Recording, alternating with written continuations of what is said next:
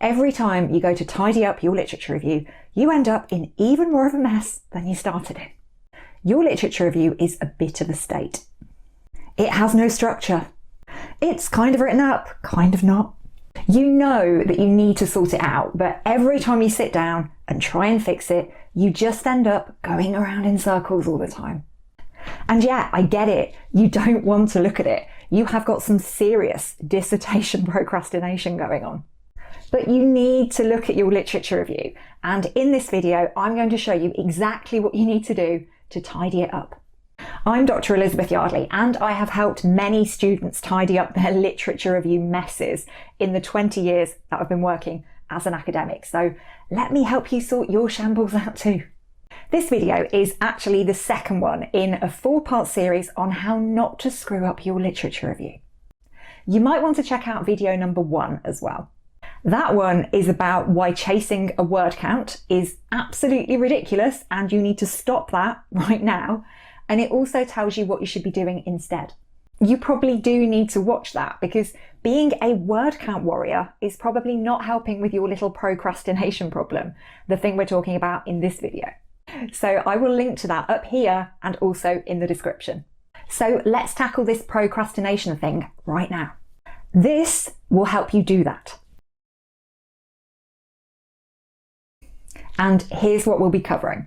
Why it's important to tidy up your literature review, why you're procrastinating, how to get your literature review into an order, how to make the best use of what you already have, and lastly, how to develop an action plan.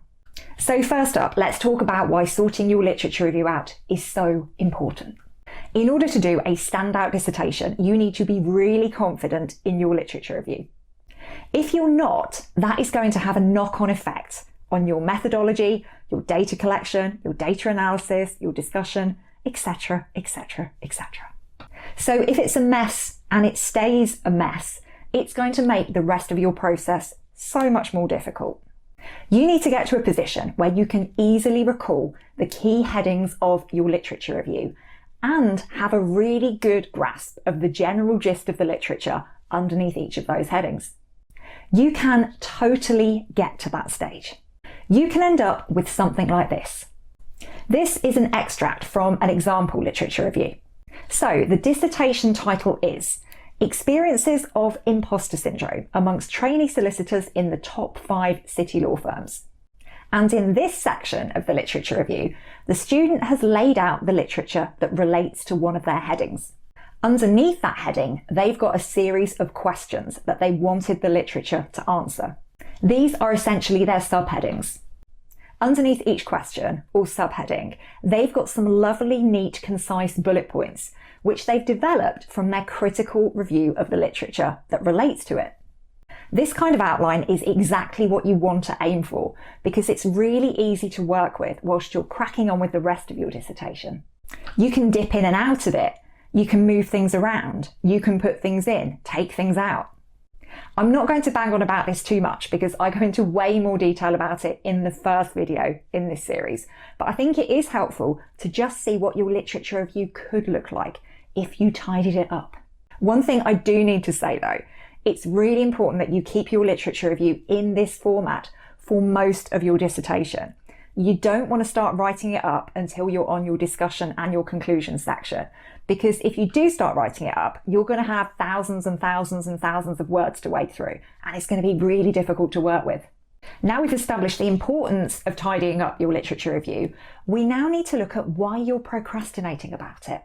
Because if we don't address that, you're not going to make any progress, or you might begin to make some progress, but it's not going to be long until you fall off the wagon again.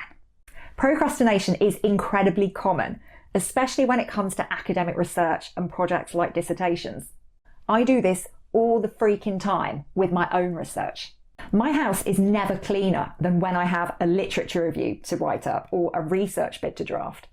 On those days, my husband will get home to the cleanest, sparkliest, sweetest smelling house, and he'll be like, "You've been procrastinating again, haven't you?"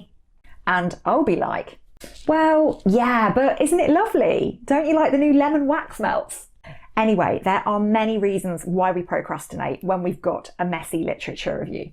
Fear of failure, fear of success, and check out this little video on that particular Pandora's box. Lack of motivation, feeling overwhelmed. And that last one, overwhelm, I think that is the most common one when it comes to literature reviews, because you've just got so much stuff. More than you've ever had for any assignment before, and indeed for any dissertation you might have done before, because as you go through the academic process, the dissertations tend to get longer and bigger. A PhD is a monster compared to a master's thesis.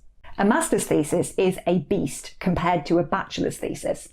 So it can all get a bit much. It's easy to get overwhelmed because of the sheer volume of stuff that you're dealing with and all of the different areas of the literature that you're pulling it from. Like, how does it all fit together? And the biggest problem when it comes to tidying up your literature review is knowing where to start with it all. You've probably tried to tidy it up before and you've ended up going around in circles or disappearing down a rabbit hole, and it just gets so frustrating. And that can lead to you saying, nope, I can't even look at this. So how do we get rid of the overwhelm? We need a process, a strategy. We need to say goodbye overwhelm, hello order. In a moment, I'm going to share that process with you. But before we do, if you are ready to tackle your literature review mess, I want you to write goodbye overwhelm, hello order in the comments below. So now we know why we've been procrastinating, let's start cleaning it up. So this is a great little step-by-step process that is going to help you get started.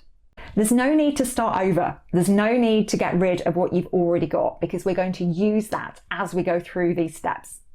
And anyone who's been coming to my channel for a while will know that I love an example. So let's take a look at the example topic we're going to use for this one. So step one is to write out your dissertation title or topic. It doesn't matter if it's messy, untidy, grammatically incorrect. No bother, just write it down. Pick out the nouns from your title or topic, and essentially what we mean by that are the words for people, places, or things. You can use these as your provisional headings. You can change the names of them later, you can come back and tidy it up later, but for now, this will do fine. Also, don't worry if you haven't got 4, because it's fine to just have 2 or 3. If you've got more than 4 though, you are going to need to condense that down. See if you can group some of those things together. Take each of these things in turn and think about what you need the literature to tell you about them. Come up with a series of questions for each of them, just like this. Now, there are just 2 or 3 underneath each question for the purpose of this example, but you can come up with more questions than this if you want to. Now we're getting somewhere, right? Give me a cheeky like if you're finding this helpful. Next up, we need to take what you've already got, and we need to sort the wheat from the chaff, the fabulous from the fluff, the wonderful from the waffle. We are going to find the good stuff because it is most definitely there. Now, you need to start with one of those headings and the questions underneath them, and you need to take a look at what you've already got. That might be just some rough notes you've made or a section of your literature review that you've partially written up. Can you answer any of those questions with the material you've already got? Let's take a look at this heading from our example. We write down the heading and the questions underneath it. Then we write some brief bullet points summarising what we already know from the literature that we've already read. Then, for each of those individual questions, we consider whether we've answered that question to a large extent, to some extent, or not at all. Then we do the same for our other headings and the questions underneath each one. I interrupt this video to bring you a shameless channel plug. Do you feel like this video is helping you make a bit of progress? You'll probably like some of the videos I've got coming up, so you might want to subscribe. Okay, lastly, the action plan. Flag up the things that you need to work on. So these are the to some extent and not at all questions. List out the to some extent questions and list out the not at all questions. Then pick 3 to get started with and begin looking for new literature about those questions. And if you want some more tips on how to do that, check out this video. Okay, so there you have it. Some tips for overcoming your procrastination and for getting started on tidying up your literature review. What you've got now are a clear set of headings that we've developed from the nouns in your title. You've got questions that you need the literature to answer underneath each of those headings. You've got summaries of what you already know that's relevant to those questions. You've got a really good grasp of where your gaps are, and you've got a plan as to what to do next. Remember, your literature review is the foundation of your dissertation, so please don't put this off. By breaking it down into smaller tasks, like we've done here, you will be well on your way to a tidy literature review in no time. Questions? Queries? Drop them in the comments. I will be back next week with video 3 of this 4-part series, so I will see you there.